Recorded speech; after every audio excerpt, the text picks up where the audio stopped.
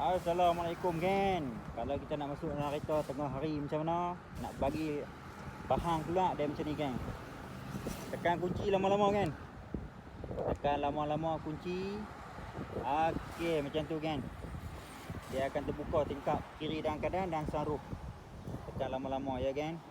Memang padu kan. Lepas tu bahan akan keluar semua dalam 30 minit ataupun 5 minit kita masuk semula dalam kereta. Memang sejuk.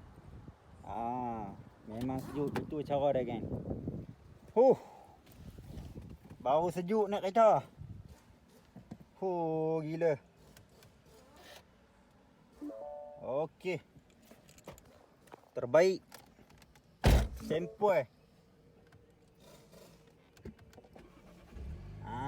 Tu dia. Apa-apa Roger kan.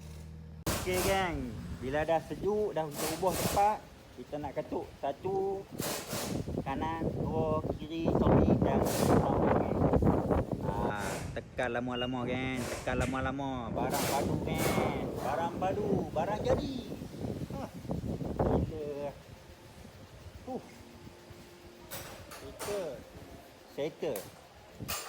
Boleh tak?